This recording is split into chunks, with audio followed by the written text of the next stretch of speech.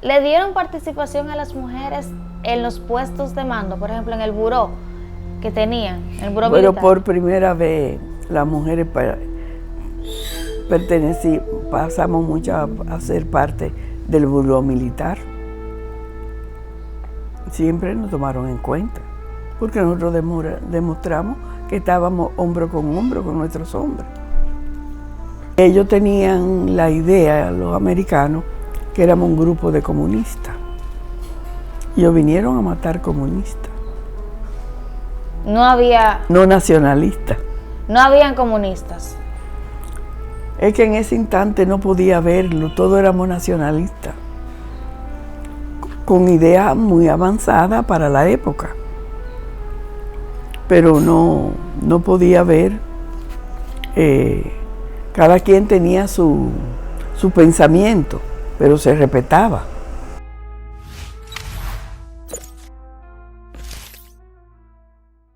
Sonia Vargas es revolucionaria de la Guerra de Abril, doctora en Derecho. Sonia, para nosotros es un placer compartir con usted sobre la Revolución de Abril y toda su participación. Para iniciar me gustaría sabiendo qué edad tenía usted al momento del estallido de la Revolución. ¿Usted recuerda?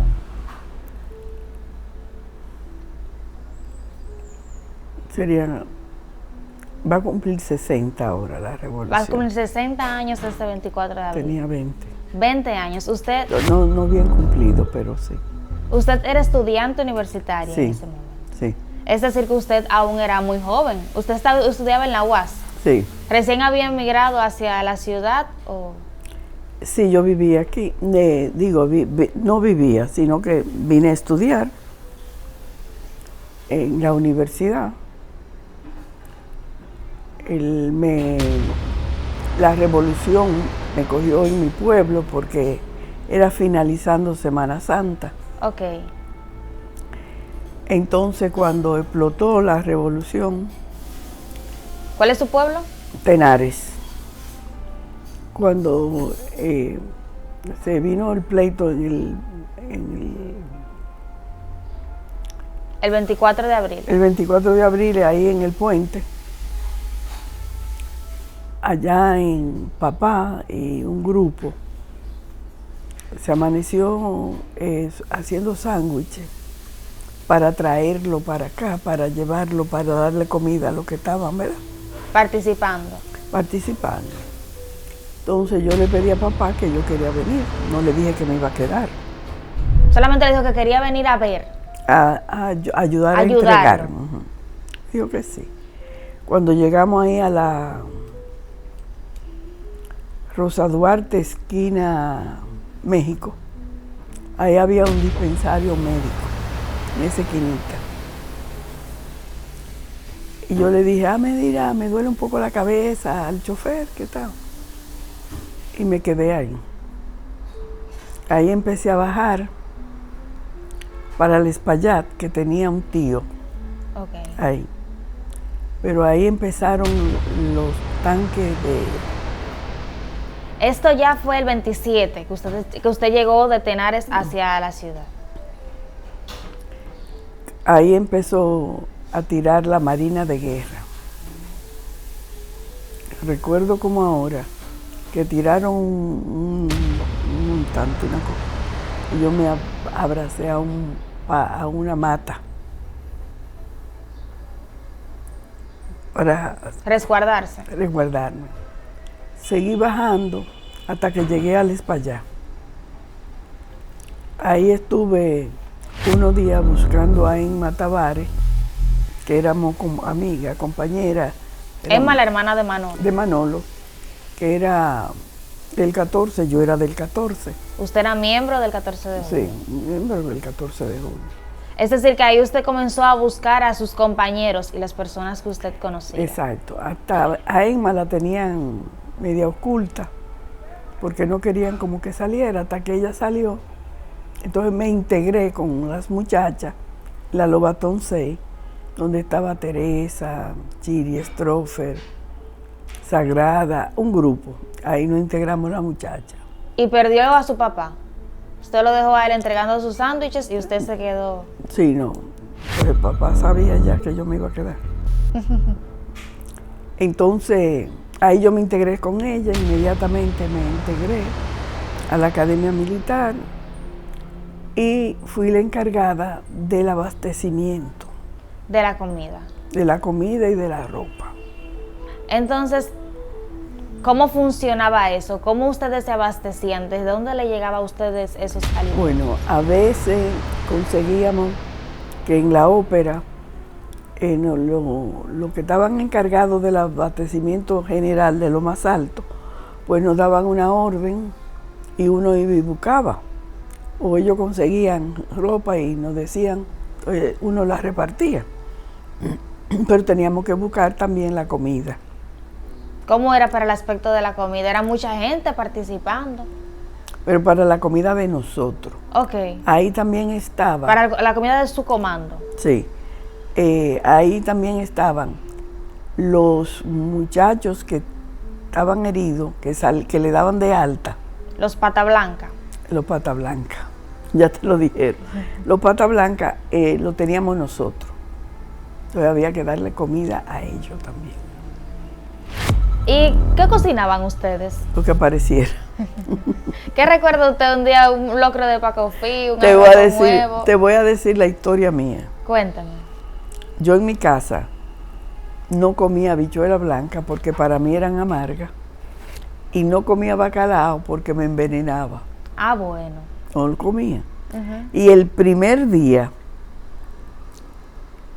eso fue lo que me dieron de comida. ¿Y entonces? Me vine cansada de la academia, de baratá, como dicen.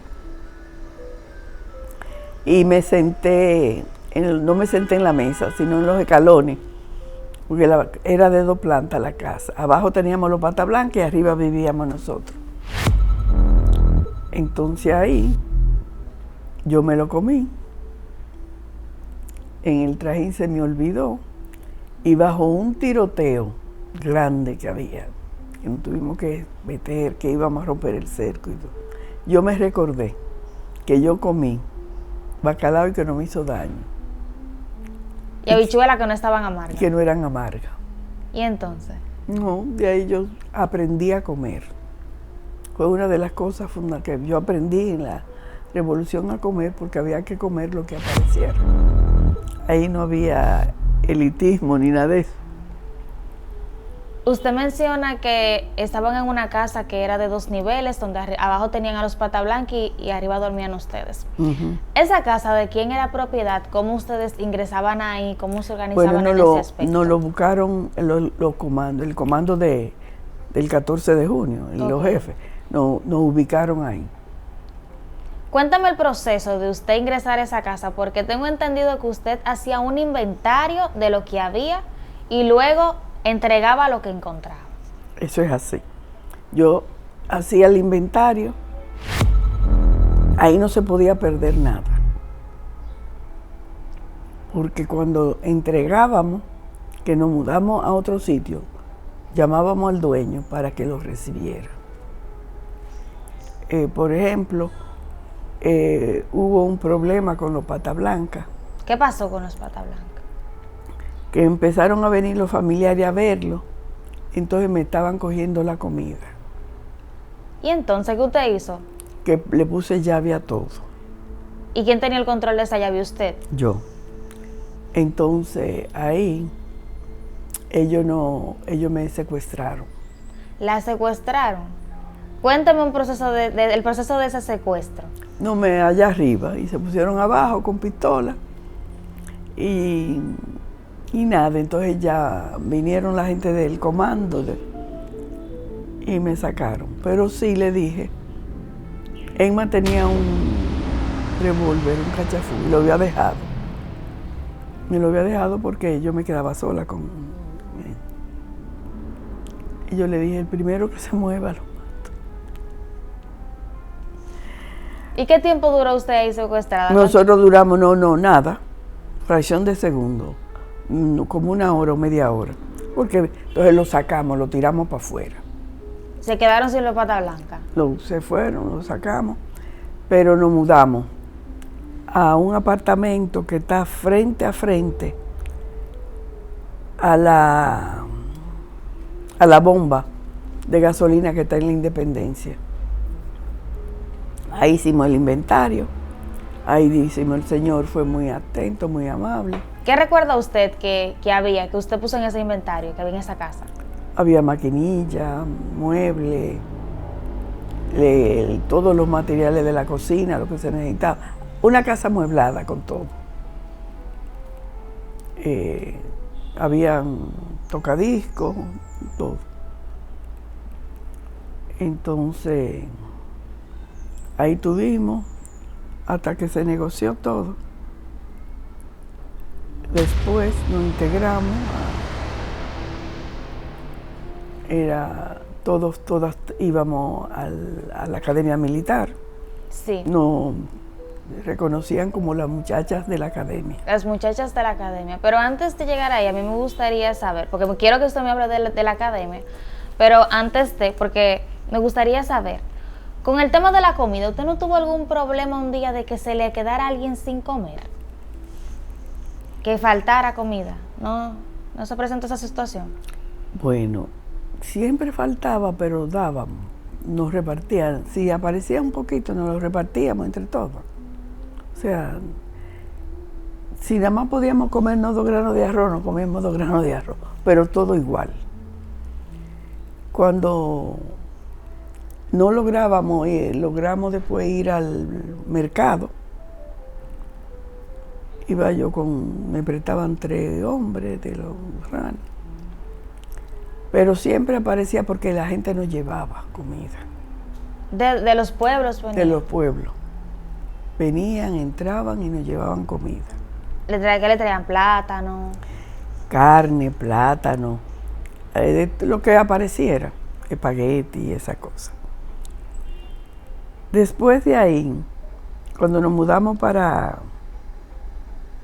la Independencia, ahí tuvimos un tiempo. Y luego nos llevaron al Colegio Santa Clara. Ahí en el Santa Clara estuvimos todas. ¿Quiénes eran todas? Teresa, Sagrada, Enma. Habían hombres también, porque ahí nosotros nos ocupábamos de darle comida a los muchachos del interior que vinieron, que lo estaban entrenando. Entonces ahí, ese era lo que nosotros nos ocupábamos.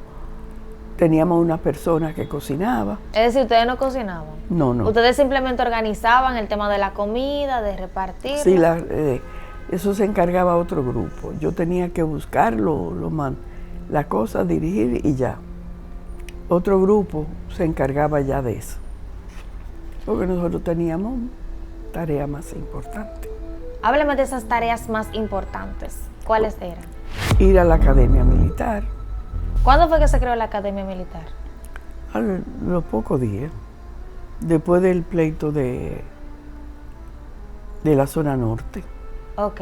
Entonces ahí íbamos todos a la academia, hacíamos los ejercicios, practicábamos la guerrilla urbana y todo lo que había que hacer. De noche, a mí me tocaba ir al Comando de San Francisco de Macorís a darle charla de ética. Que estaba aquí en la ciudad, solamente sí, en la Merced estaba. Tenía el nombre de... ahí estaban los muchachos de San Francisco de Macorís. ¿Y qué le enseñaban a los chicos? ¿De qué eran las charlas? Que nos robaran, que se portaran bien con las muchachas, que no hicieran nada incorrecto, porque nosotros teníamos que demostrar que éramos gente de respeto. ¿No se presentó alguna situación de robo, de saqueo, de violación durante el proceso de la revolución? Que yo sepa, no. Que yo sepa, no. Eso cuando mataron a Oscar Santana, que había un grupo que entró a robar al mercado Modelo, él lo mataron ahí, porque él fue a impedir que robara. Después el que lo hizo, nosotros lo vimos en el comando, pero después Lo sacaron. no sé qué pasó. Algo que impactó el proceso de la guerra fue el intento de asalto al Palacio Nacional el 19 de mayo, donde fallece Juan Miguel Román, Ahí sí. el coronel Fernández Domínguez, Ilio Capocci, entre otros combatientes.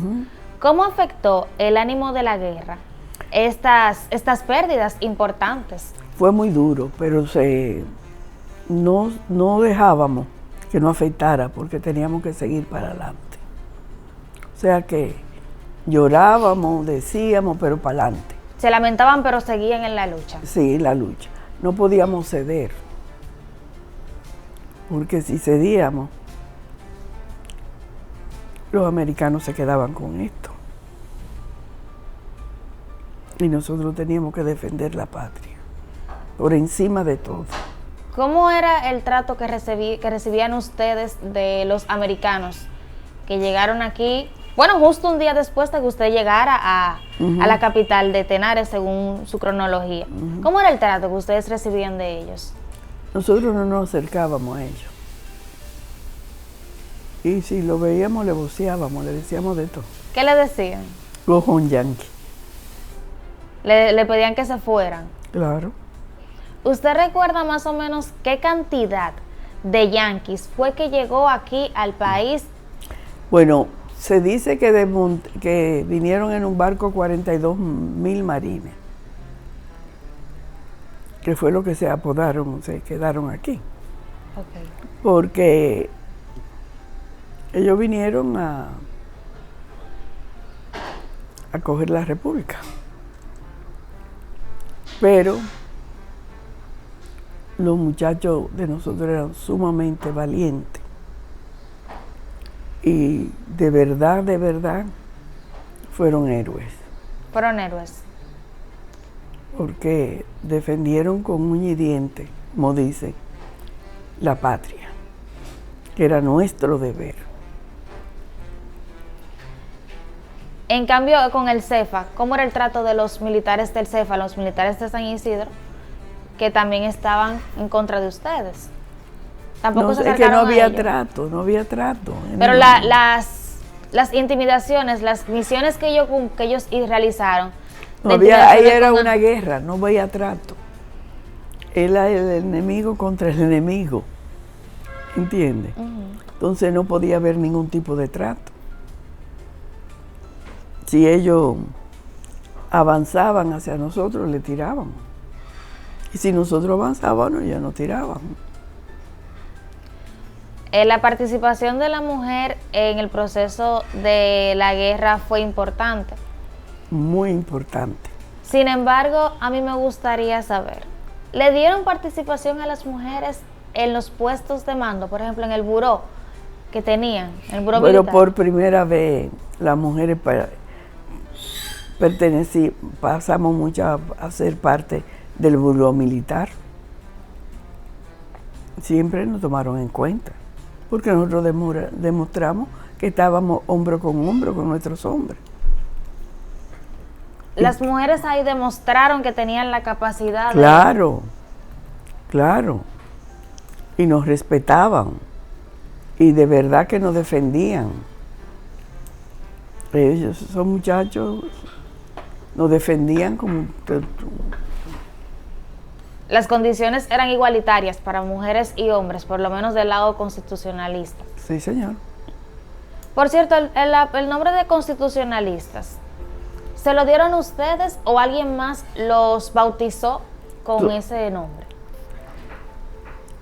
Eso fue lo que todos dijimos, que era una lucha constitucional. Porque lo que se pedía era la vuelta de la Constitución del 63. Y defendiendo la Constitución nuestra.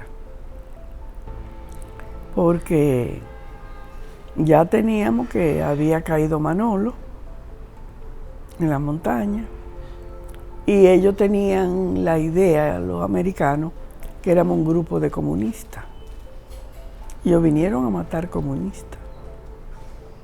No había, no nacionalista. no habían comunistas. Es que en ese instante no podía verlo, todos éramos nacionalistas, con ideas muy avanzadas para la época, pero no podía ver, cada quien tenía su pensamiento, pero se respetaba, porque a todos los catorcistas nos decían comunistas, antes Del proceso de la la revolución. Sí, todos los que pertenecían a otro partido que no fuera el reformista eran comunistas. Entonces, a nosotros nos daba igual que nos llamaran como quisieran. Me gustaría destacar con usted el papel de la mujer en la guerra, rescatando lo que usted mencionó de hombro con nuestros hombres. ¿Fue quizás la Revolución de Abril el proceso que dio cabida a que las mujeres ahora tengan la participación que tienen? O sea, fue la primera participación importante de las mujeres que no solamente estaban en la casa, sino que también esas acciones de la casa, de cocinar, de lavar, atender, se volvieron importantes en la guerra, como otras actividades y tareas importantes que usted señala. Sí, sí. Por ejemplo, nosotros lavábamos nuestra ropa, pero también ellos lavaban su ropa, porque no se permitía que ellos nos llevaran ropa a lavar. Cada quien hacía su tarea. O sea que en ese instante éramos iguales. Y eso fue lo que dio la apertura de que la mujer avanzara. En la universidad, yo fui la primera mujer en el consejo universitario en representar a los estudiantes. Porque luchaban y no nos tomaban en cuenta. Y de ahí en adelante empezaron a llegar muchachas, estudiantes, al consejo, que era el gobierno. Pero eso fue después de la guerra, que rompimos eso. Esos estigmas que existían. Y por lo menos te voy a decir una cosa, siempre fuimos muy respetadas por nuestros compañeros. Y muy tomadas en cuenta, y no cuidaban. Está el caso de Piqui Lora, que Fafa Taveras la asignó a ella a cuidar 400 y pico de hombres y le dio permiso a ella de que el que se portara mal o le faltara el respeto, que ella tenía autoridad para disparar. Es decir, que las mujeres fueron tomadas en cuenta. Sí, sí, muy en cuenta. Fíjate que cuando pasó ya el despliegue que estábamos en la parte constitucional, pero no peleando, vinieron los muchachos del interior, que vinieron a prepararse en la academia de nosotros. Y nosotros nos ocupábamos de su alimentación y de todo,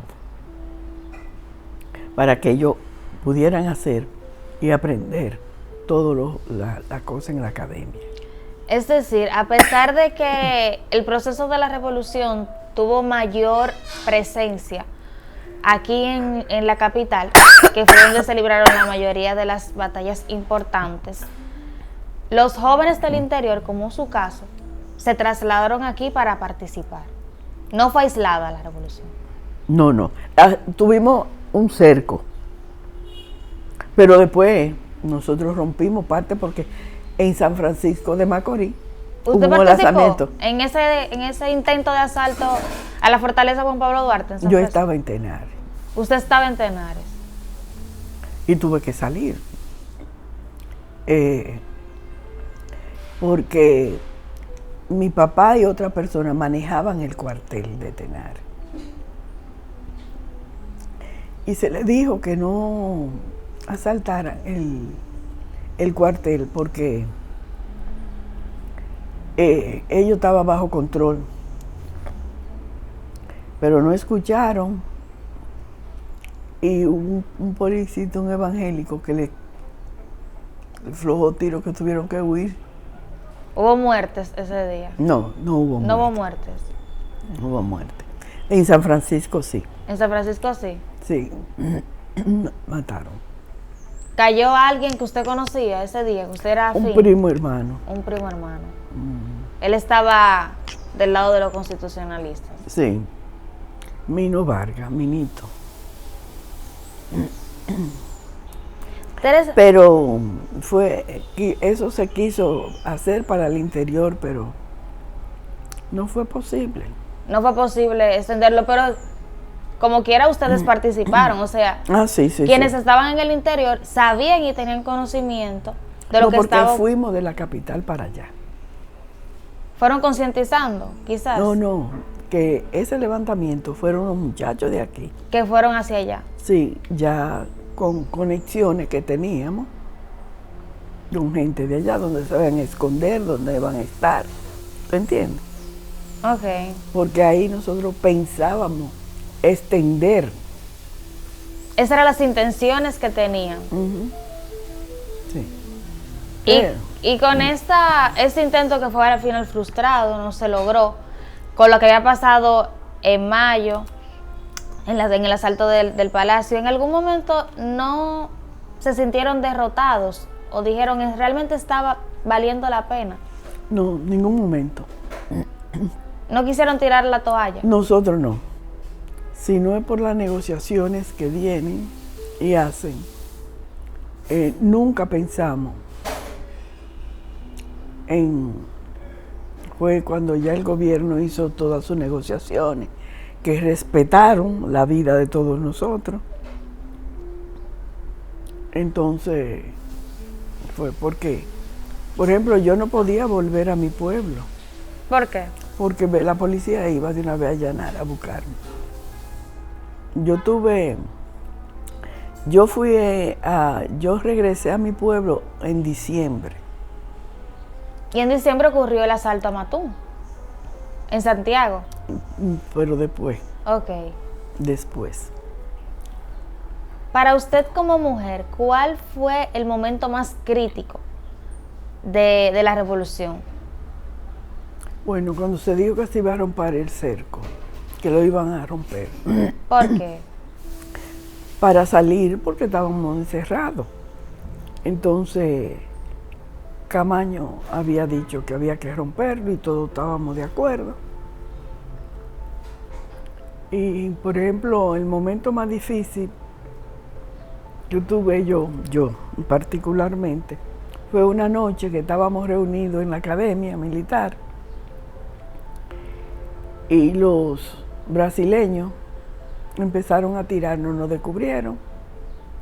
Y ahí nosotros aplicamos en Mayoque el raneo como debe ser. Y cuando llegamos al Palacio de Justicia de Ciudad Nueva, que está ahí mismo cerca, nos ven, ¿quién vive? La muchacha de la academia. ¿Y quién fue que le dijo que quién vive? Los que estaban los muchachos que tenían el Palacio de Justicia ocupado. Y ellos ahí le dieron Ellos protección. sabían, claro. Entonces nos ayudaron a salir, porque quedábamos cerca. Llegamos con toda la cara sucia.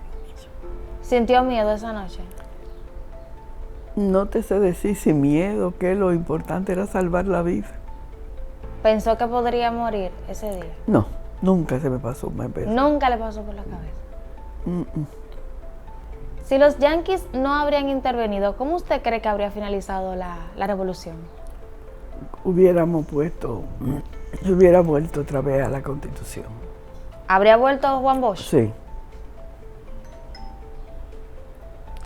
60 años después ya, mucho tiempo, se dice rápido, pero es mucho tiempo. ¿Cuál fue usted, o cuáles considera usted, fueron las verdaderas causas que desembocaron en la Revolución de Abril? El maltrato que había. Había un maltrato. Antes de eso habían cogido los muchachos en la calle para allá y lo tiraban de la azotea y lo mataban. ¿Antes de la revolución? Sí, era un maltrato que había contra todo. Nosotros los universitarios cada rato caíamos presos. Había mucha represión, Había demasiada represión. violencia. ¿En la universidad cómo era el trato? Horrible, porque cada rato nos tiraban de tiro y de todo, y el cerco en la universidad, esto y la cosa. Y eso finalizó en que la gente el 24 de abril saliera a las calles. ¿Valió la pena la revolución y las muertes que tuvieron? Yo creo que sí, Sí. porque por lo menos nos dimos a respetar a una gran potencia. Y yo creo que eso tiene un valor, porque nosotros, sin las armas que ellos traían, ni nada de eso, porque nosotros nos armamos con las armas de ellos, cuando las quitábamos. Entonces valió la pena, porque lo que estamos disfrutando hoy, lo estamos disfrutando por eso.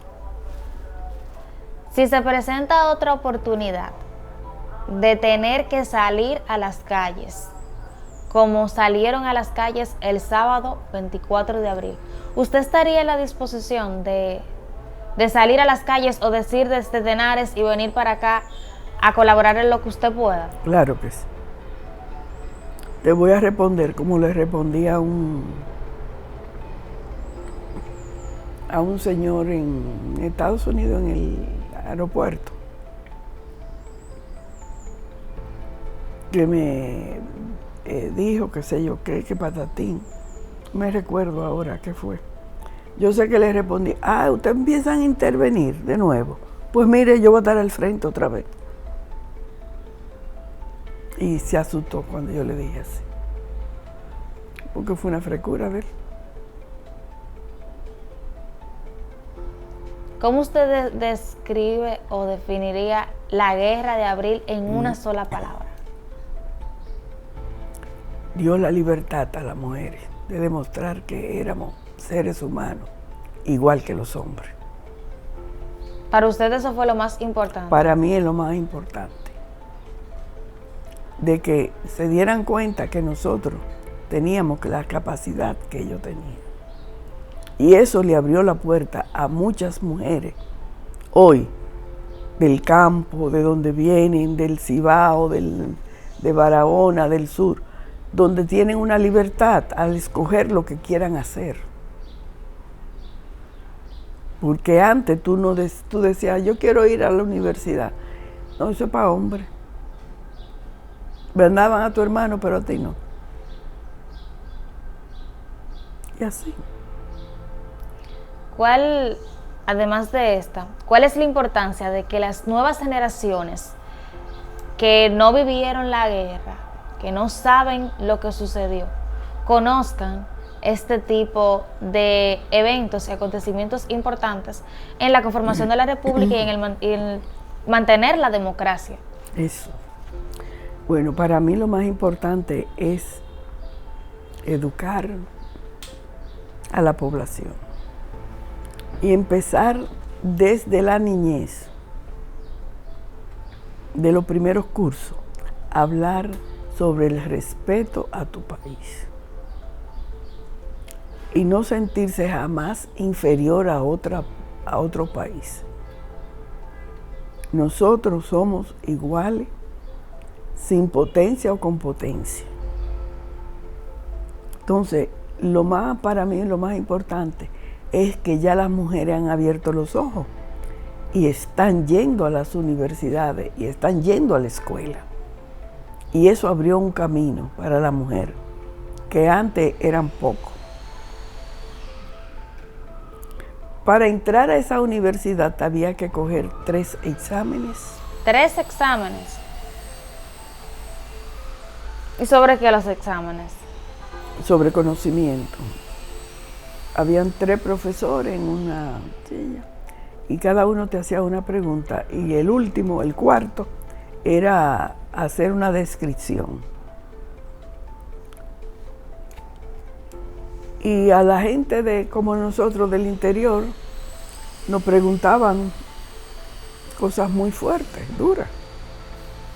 Y al que tenía un apellido conocido de la capital, le preguntaban, por ejemplo, ¿quién es la patrona del país?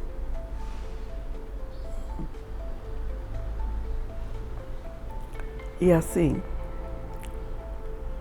yo creo que las mujeres no deben mucho, porque logramos abrir las ventanas para que todas piensen que son capaces, tienen la misma capacidad que el hombre, que son inteligentes y que se defiendan. Que se defiendan. Usted, como participante del movimiento 14 de junio, de la Revolución de Abril, mujer sobre todo que vino del campo, ¿cómo usted quiere o le gustaría que los dominicanos sigan recordándola a usted, a otras mujeres y a otros hombres que participaron en esta gesta? Me gustaría que a todas nosotras nos recordaran como la madre que fuimos para ellos. Porque le dimos una enseñanza. No hay miedo. Rompemos barreras. La mujer rompe barreras, no se dejen envolver por el hombre. Ahora la mujer tiene que respetar a su compañero. Como ellos, para poder respetar, que te respeten, respeta a los demás. Y yo creo que nosotros fuimos un ejemplo para que esas universidades se abrieran hacia la mujer. Y que todas las mujeres empezaran a estudiar. Porque antes a las mujeres la mamá no la mandaban a la escuela. Entonces la preparación es fundamental. La preparación es la que te da la libertad. Tú eres una persona preparada, tú tienes derecho a hacer lo que tu conciencia te dice que haga. Porque eso es lo más importante, tu libertad de pensamiento. Y para tú poderlo obtener, yo siempre le decía a mis estudiantes, lo único que saca a un ser humano de la pobreza es un título universitario. Estudien. Bien, Sonia, muchísimas gracias por esta conversación sobre su participación en la Revolución de Abril y sobre todo por destacar el papel de las mujeres y cómo esto le abrió las puertas a tener participación y presencia en nuevos escenarios. Sí. Es importantísimo la preparación, porque así tú no te puedes dejar avasallar de nadie. Entonces yo creo que la educación es muy fundamental.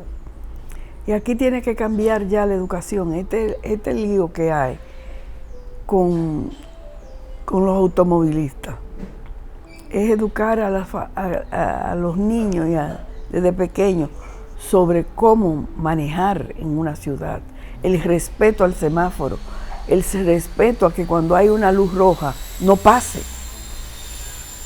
Y eso tiene que ser con educación. Y por eso yo le decía a mis estudiantes, estudien. Y otra cosa, no las instituciones como las universidades te dan una ciencia para que tú te desenvuelvas dentro de la sociedad. Pero la verdadera educación viene en el hogar. El buenos días, buenas tardes, cómo está, el saludo. Eso viene en el hogar, no lo dan las universidades. Y la da la escuela. Entonces los padres tienen que integrarse a ver si tenemos una sociedad mejor. Porque ahora salir a la calle a que sea león no es así. Es así. Es así. Pues muchísimas gracias en esta entrevista para todos nuestros lectores del Listín Diario. Gracias a ustedes por venir y por recordarse que insistimos todavía, porque ya quedamos poco. Pero son 60 años. Ya quedamos poco.